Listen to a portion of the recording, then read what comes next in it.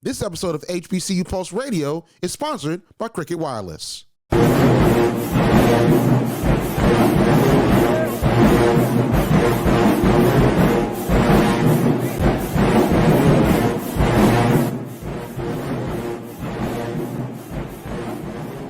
Welcome back to HBCU Pulse Radio. Randall Barnes here, and we're talking about student leadership, the perception, the reality, and the expectation as the school year is kicking off. It's about to kick off. Fall semester is around the corner. It's here. All these different things.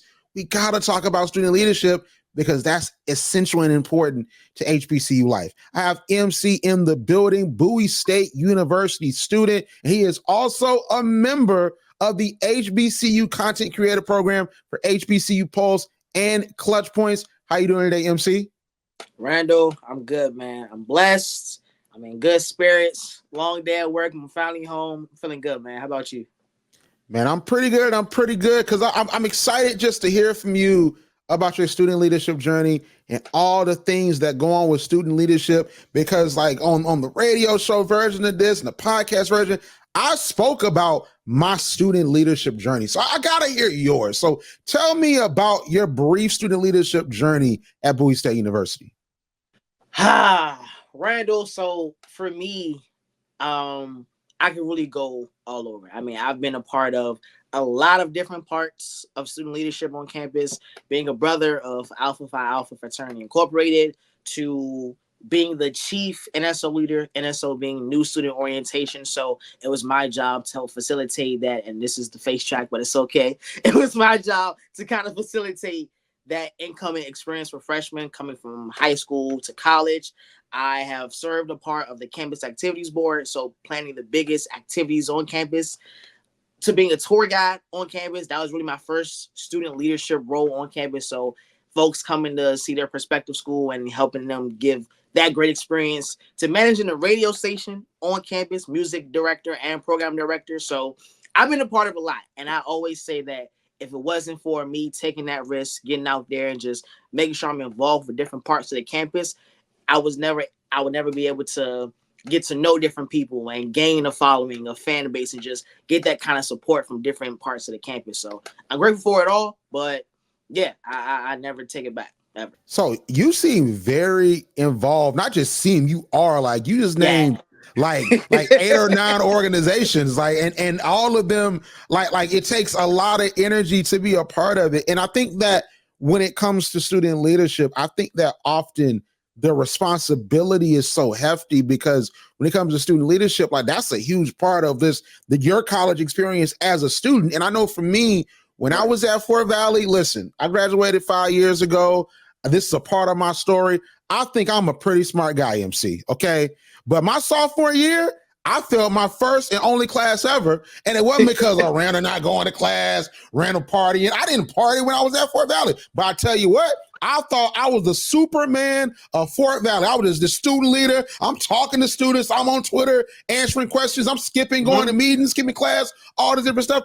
I didn't lock in on what I needed to do because there was so much other stuff going on with student leadership. So, like, as a student right now, like, how are you finding the time to do all these things that you're a part of and still be on top of your work? So for me, I have had to, it comes with reality checks, right? So I had that period of being Superman, of, I got this class I should go to, but it's this meeting that I really want to go to, or it's this event I want to go and host real quick. Like, I've had that where I was beginning to forget the student part of student leader.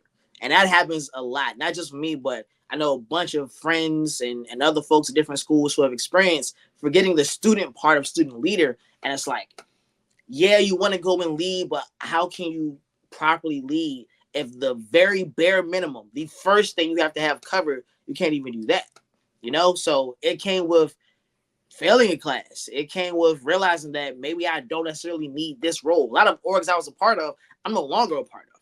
Because, like, I've had my experience, I've had my fun in it, but I had to realize, like, at the end of the day, these organizations, these things, extracurriculars you're a part of, at the end of the day, one, you can't make that your whole personality, right? You can't make that your end all be all. And at some point, you gotta get ready to walk across that stage to have after you walk across that stage set up. So at some point, you got to realize I am more than just Bowie State. I am more than just my fraternity. I'm more than just SGA or CAB. Like, I have different layers of myself, and I got to get ready to know that when I leave here, none of that stuff matters. It might have helped you in what you do, but none of that stuff matters after you leave. So just about having that mental fortitude early on. If you're just joining us, we're talking about student leadership, the perception, the reality, the expectations. Randall Barnes here with MC from Bowie State University. So I actually disagree with the premise that it doesn't matter, because I think that often when it comes to student leadership, we tell students that these things don't matter. And I used to think that it didn't matter when I was coming out of Fort Valley, because, you know, we would tell like these students that, hey, like what you do on this campus, like being Greek or being in the student leadership organization, it doesn't matter when you go to a job. But I think it does, because being a part of these organizations, number one, it gives you sort of those soft skills. You learn how to communicate. You learn how to work with people.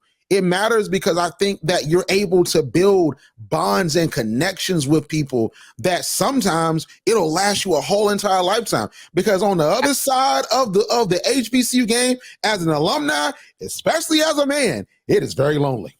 It is very lonely. Like, you just sitting back, especially like you know, you working and you doing this different stuff. Like, it's not like it's college, you just traveling everywhere. You go to the student center, you see your folks. It's not like that, because oftentimes you might not be around a lot of folks that are around your age range, especially once you hit like, you know, your mid to late 20s going into your 30s, which is where I am now. So like, I think that it matters for that, but also it's very much so a part of your story, especially as aspiring media professionals, because you're out there hosting, you're out there at these different events, you're doing all these different things, you're with the campus radio station. Those co-curricular activities matter. And then even for experiences like this, being part of the HBCU content creator program and all those different things, these things matter. So I won't say that it doesn't matter, but I think you said something so key about the student and student leader, because I know that my sophomore year, I started sort of getting the clout that comes with the work. I started being fulfilled. I started really, truly falling in love with Fort Valley.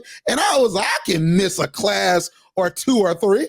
I can sit in the back and talk. I can do all of that because it's all going to come to me, because that's all I used to do back in high school. And it didn't, you know? Well, here's what I'd say, right? And you're right. Let me actually clarify. You remember in, say, graduating high school, right? And then after graduating high school, you always had those students who graduated that used to come back and just hang around in high school. Like, they ain't got nothing else better to do. And that's what I really mean when it comes to it not mattering, in a sense of, once you get out there in the real world, take the knowledge and the skills that you've learned from that.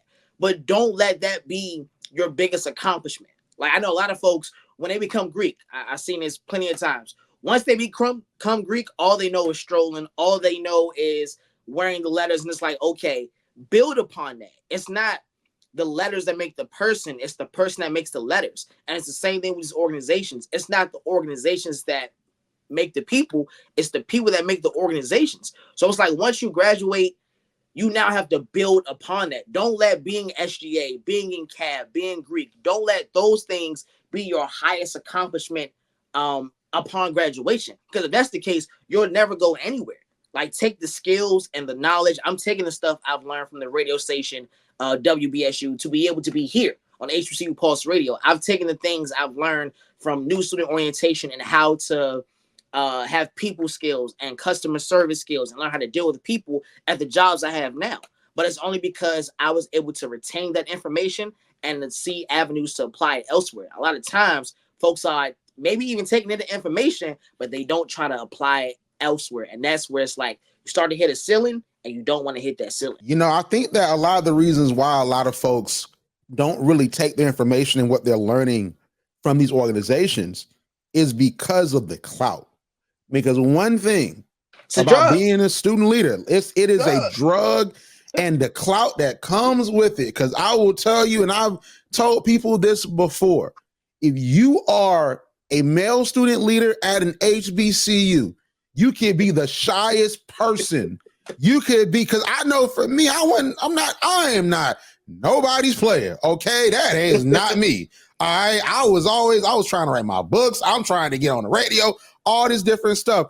But even me, I ain't where I'm like, man, y'all don't want me, man. I'm gonna write these books.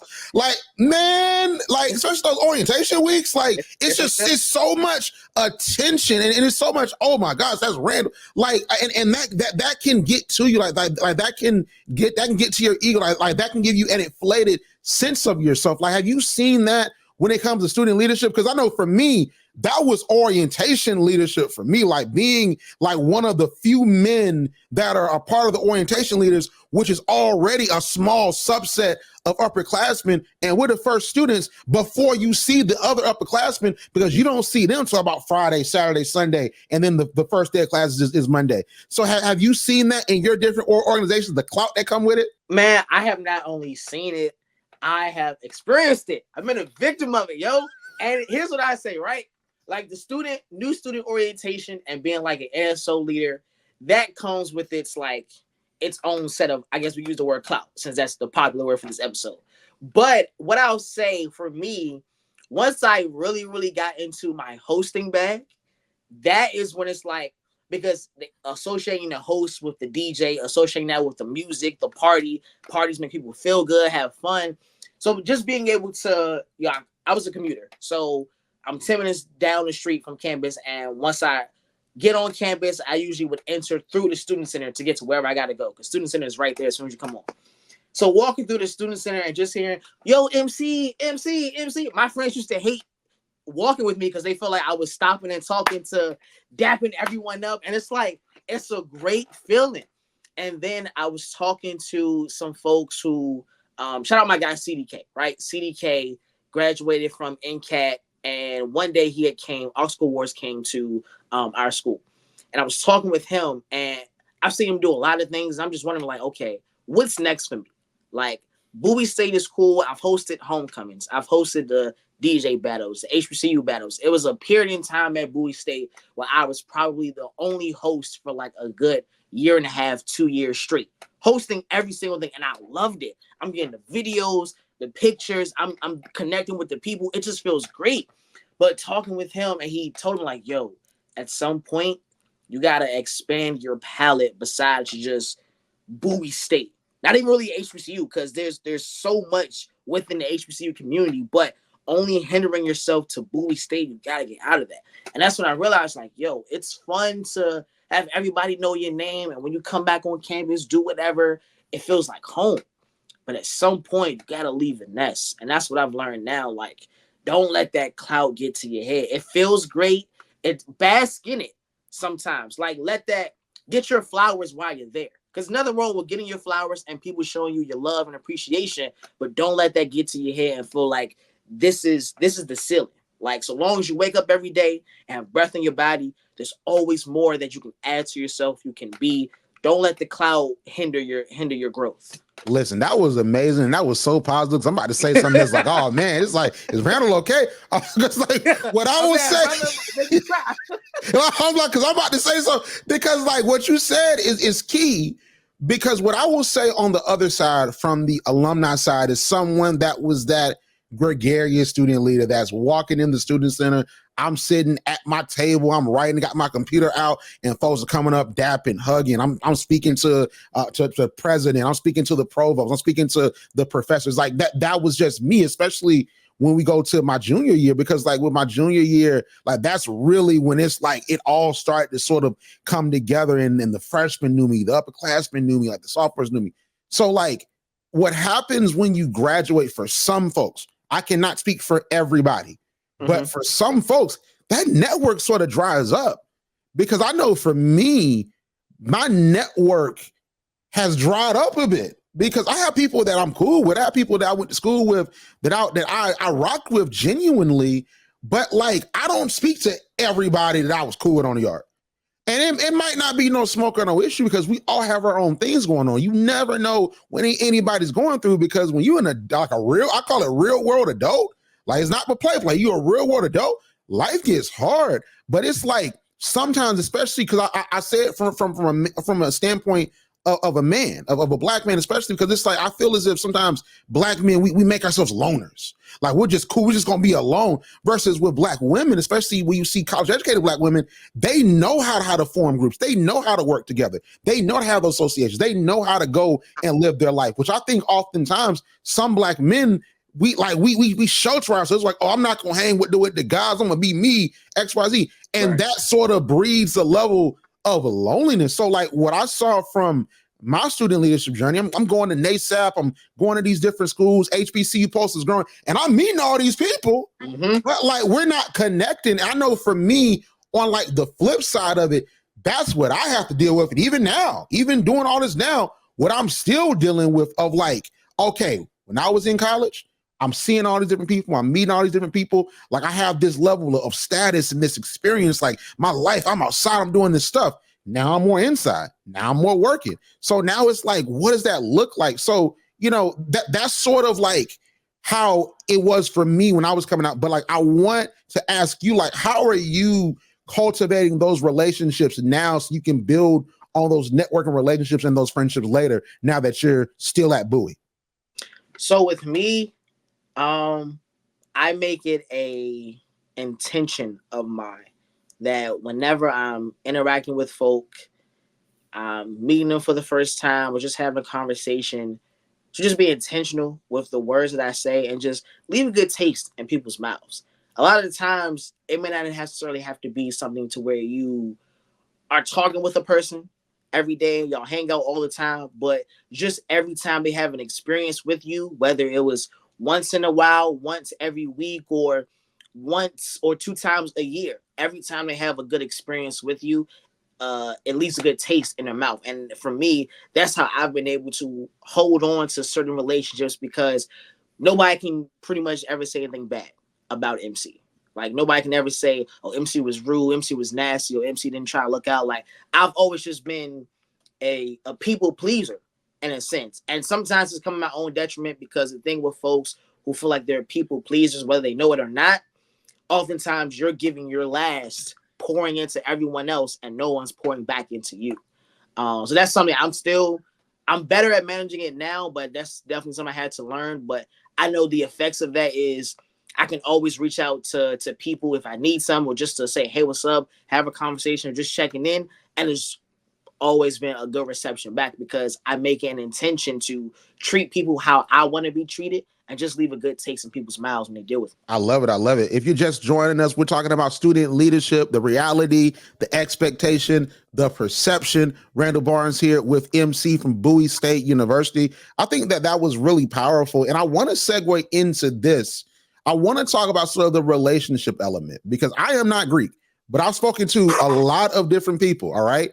And I had really one relationship when I was in college. But I remember I spoke to a guy, and he was a part of a Greek organization. And I just asked him, because I'm just the guy that asks these different questions. Probably no one ain't ever asked him. I'm like, hey, man, so like, how does it feel like to be Greek when it comes to like your popularity? And he said, man, listen, Randall, like before I was Greek, like people just walked past me and they didn't even know who I was. But now that I'm Greek, like I got like just the wave, and I got women talking to me. I got professors that look out for me and have this expectation of what I'm supposed to be. So like for you being a member of Alpha Phi Alpha Fraternity Incorporated, and just being the student leader that's a host, everybody knows you in the student center, they speaking to you, you can't even go to class, you shaking hands like you Barack Obama, okay? Like, you know what I'm saying? So like have you had that experience specifically when it comes to like relationships and women and like that aspect of college that is often talked about? Yo, Randall, let me tell you something, my guy, right?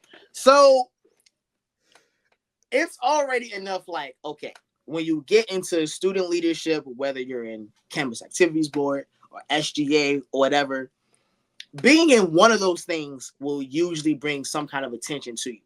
When you then decide, you know what, I'm gonna go and join multiple of these things, it now brings a different kind of light, because now people know you for different things, and now you're reaching different parts of the campus. Like NSO, now I'm reaching the freshmen as soon as they come in. Greeks, now anyone else who's a Greek or whoever's an interest I'm now reaching them. Just being a host, okay, that's pretty much covering any person on campus, so long as they're coming to the event. So me just always being constant in people's faces, I've had oftentimes folks call me the unofficial Mr. Bowie State. And that's not just students, that's faculty. I've heard that from our beloved president. Like, there's so many people who thought because you always saw my face, like literally, shout out to Amazon Prime, I was able to do something called the college tour, where they pretty much come and just talk different students. And now you see my face all over the financial aid TV screen. You see my face on bus stops and across certain buildings. And it's like, dog, people, if you was to come up there and not know me and you just see me, you would think, yo, this guy must be like the king of the camp. I'm like, no, World Court was something I never wanted to touch. I wasn't trying to buy all the suits, have to wave on. I wasn't trying to do that. That was my ministry. But all that to say, so becoming Greek on top of everything else I have, like, yes, when you go Greek, it really has everyone now just looking at you. Like, as soon as I posted my crossing photos, I probably had at least like 200 to 300 people follow me within a day, 1 or 2 days. Yeah. And that's not even just Bowie State. That's just, again, the community of Greek, especially HBCU Greeks that already exist. Having that, and I've always been the kind of person since from like middle, elementary, high school, I was already had like majority female counterparts and friends. So now all of that, plus all this stuff I've gotten while at college, compounded, it really sometimes has made it hard to where it's like, all right, I might appear too friendly of a person because every HBCUs, colleges are already probably like 60% women. HBCUs probably like 70, 75. So now having a bunch of women that know my name, yeah, it sometimes has added a layer of stress. And like, I promise you, yo, shorty, I don't want that girl. I'm chilling. But because I'm nice and greet everyone with a certain kind of energy and just excitement, just to give off that energy, because that's just the kind of guy I am. It's definitely come with me, one, having to be aware of boundaries and knowing myself, like, okay, even though that's my personality, when getting into a relationship, something serious with someone, especially when I'm aware of like the kind of stuff I'm bringing, every woman I walk across probably knows my name, and just that kind of attention, I have to be extra cautious. And I have to say, like, she would rule my life or anything, but just be careful in would you want your partner in that same situation. I've had to think about that recently. So, but it comes with stress. I ain't gonna lie, it comes with stress. It's fun, but it comes with stress too. When you want to get serious, it comes with stress. Cricket with this speedy 5G network reminds you HBCUs are all about networking, and there's no better way to network than on Cricket Wireless. Maybe that's why people who come to Cricket stay with Cricket. Cricket 5G requires compatible devices and is not available everywhere. Discount varies per line. Additional fees, usage, and restrictions apply. See cricketwireless.com for details. Now, I totally understand that. And I will say, from the orientation leader standpoint, and my student leadership journey was interesting because it wasn't just, oh, he's a part of an organization. Like, I come on the campus for Fort Valley my freshman year. I have a published book. So I didn't think that would be a part of my story and who I was. That freshman year, I was the boy that wrote books. Then when I was orientation leader, I was like, you know what? I am just going to be this guy. I'm here to help. I'm just going to do my thing, and I'm going to go on about my day. And of course, I showed him the book because it was one of the orientation leaders that was like, hey, that was like, because I don't know why he was doing this. He was telling him, hey, my man right here, he got a book. I'm like, what the? Randall with the book right there. He's writing. And I pull it out, like, what? So, like, when I do my orientation leader open, I show him the book.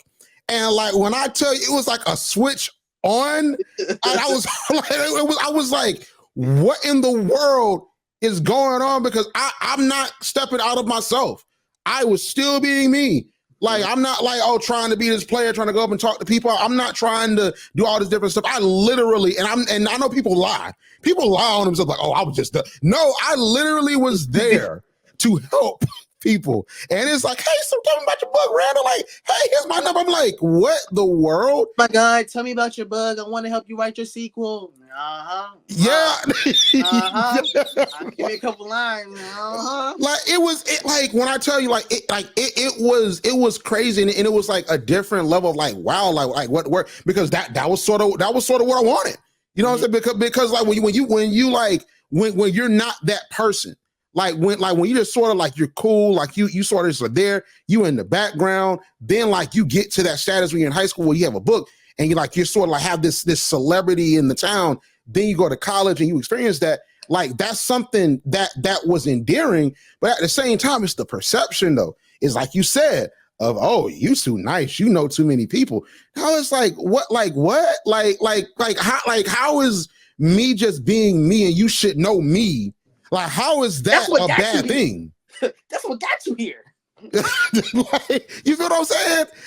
And then the part of perception is you are then put, no matter who you are put into this box of who you're expected to be, not even just in a relationship sense, but just in general. I had so many people, MC, I want to see if you had the same experience, because you talked about it briefly, where people would be like, oh, I thought you were mean, or I thought you were arrogant. Like, how you thought I was mean or arrogant? Well, you got this book, and I see you all on campus, and you're all up on Twitter. And I'm like, how would you think that if like you didn't know me? Like I literally had someone that told me, like literally, we was in the caf one time, and it was very random. It was, we weren't talking about this topic, but it was like, Randall, like, I feel like you have this stature on campus, you got this pull, this clout, all this different stuff. A lot of folks are afraid to come up and talk to you.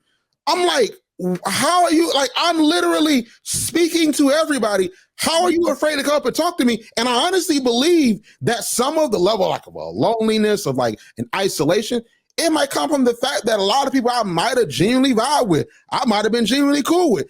Yeah. We just didn't even interact because they're like, oh, Randall is one way. My wife might have been out there not wanting to speak to me. In another universe, I'll be married right now. She didn't want to come and speak. She thought I was mean, you know? I'd say for me, I've never had the experience of someone thinking like I was mean or anything. Because every time you saw me, you probably saw me talking with like a smile on my face or just being energetic. I definitely have experienced some folks saying like, oh, they had this like larger than life like perception of me, like, and it just made it hard for them to approach me. Then once they talk to me, they're like, "Oh, you really are." Like, I tell people all the time, the same way I am on the mic, loving, energetic, and just fun to be around. I'm the exact same way off. So, and anytime someone meets me for the first time or has the first encounter with me, I try to make sure, like, again, I'm myself. I'm being me. I'm being funny, humorous, energetic, just kind, gentle. But yeah, I've definitely been off for a couple of times when folks thought I was like larger than life. But then I had to realize, like, looking from their perspective, you're seeing me everywhere. You're thinking that I'm like the Mr. Bowie of the campus, and even though I'm not, I have no crown, no tux or anything, but they're seeing that and they're just associating. And it's not until it's like when you meet your favorite celebrity, meet your favorite actor, you might have a certain perception of them, and then once you actually meet them, you either figure, oh, they're exactly how I thought they would have been, or oh no, they're completely different. So yeah, I try to stay how you see me from afar. I try to keep that same perception, that same me, being me, authentically all the same time. So let's talk about this aspect as well when it comes to the perception of student leadership. Mental health. That's something that now people want to talk more about it. We should have always been talking about it. Like that's the thing, especially amongst Black men. We should always have been talking about this because like I think that there's a lot that we hold in because like when you see someone that is in that leadership position, and we talked about it. You're all on billboards. You're all on the TV screen in financial aid. You're this orientation leader. You might have this popularity with women or something like that, or even if a young woman that's a student leader, and it might be a popularity that she has of people wanting to be her mentee. Because that's how a lot of time because the people student leaders. They were like, mentee, that's my mentor. So it's like this thing of like, hey, like larger than life. Oh, Randall writes these books, or MC is hosting. He's gonna be on the radio. He's doing all this different stuff. He's like he's just everywhere. But they don't know that we feel too. Like we have like things that we go through too. I know for me, probably my first breakdown was 2018. Like December 2018, when I had a real bad breakdown, it's like nothing was going right. And I was really trying to push to be this media mogul and to make HBCU Pulse work. And literally, I was down bad. And I had a friend that I called and like literally, because Fort Valley ain't only but so many things in Fort Valley. We went to Wendy's. She came to the campus and we drove to Wendy's and we just sat there for like 2 hours and I ate. And then we drove back to campus. But like, like I had to get my mind back together because like people might not have known that happened because, oh, my new book was coming out, or, oh, he was orientation leader. Or, oh, I asked him for whatever. But we really go through stuff, especially as Black men, and we don't really speak about it. And we don't really address it. So like, what is your thoughts on like student leadership, not just for men in general, but just student leadership when it comes to mental health? And my folks might think that, oh, everything's all good because they live in life, but we're really going through it.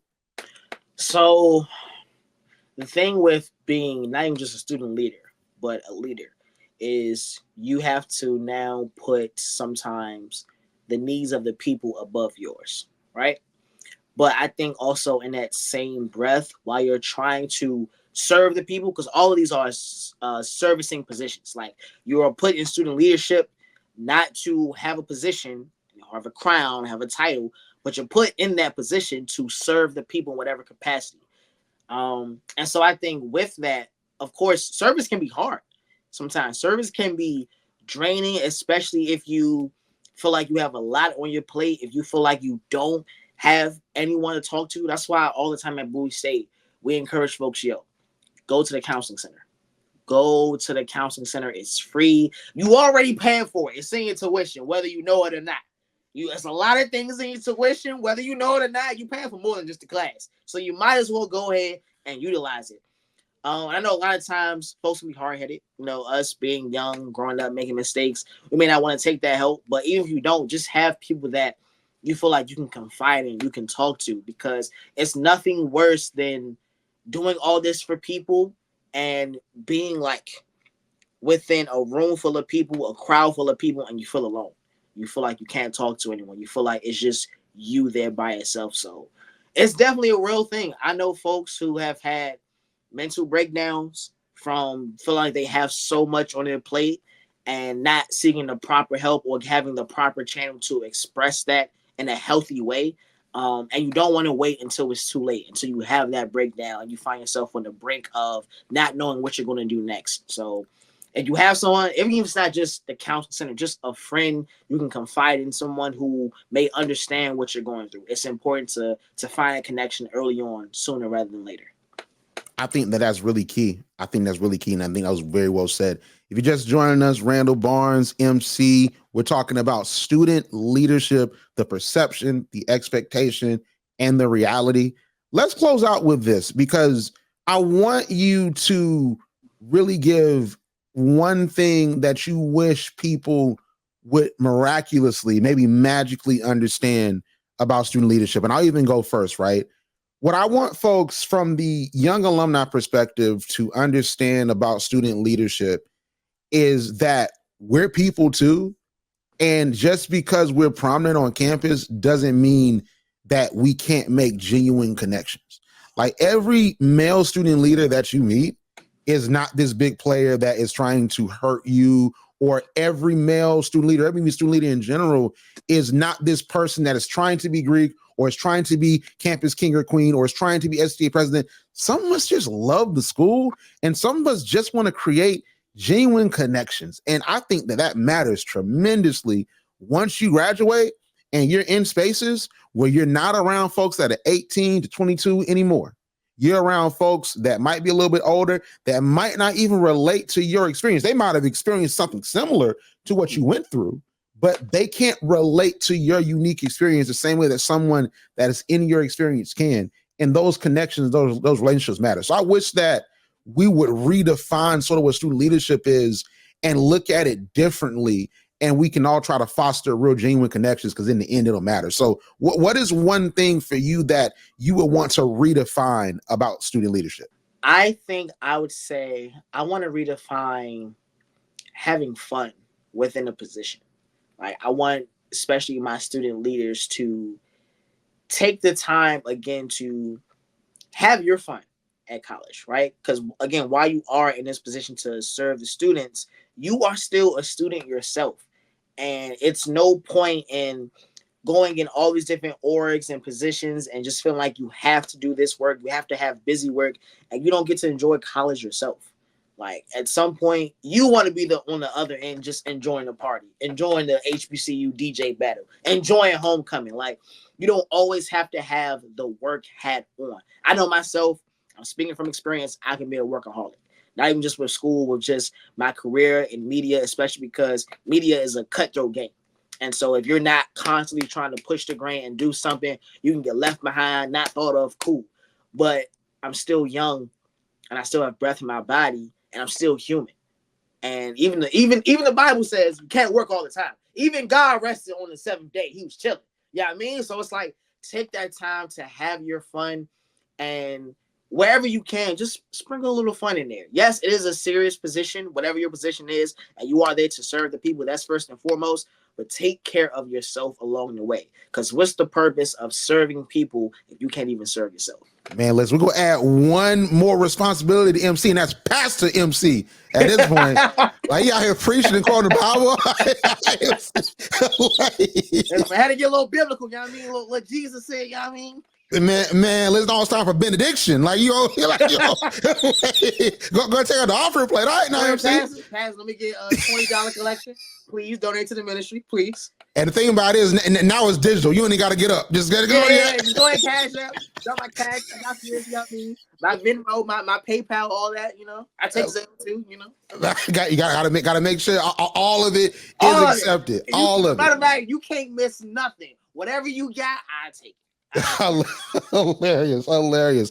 MC, listen, this is an amazing show, an amazing first show for the HBCU Content Creator Program. We got way more to come. You're doing an amazing job as a student leader at Bowie State University, and also just like what you're doing is nationally around the nation. So before we go, tell everyone where they can find you on social media. So everyone, once again, Randall, I appreciate HBCU Pulse Radio Clutch Points for having me here. You all can follow me on all social media platforms at I Am Project MC.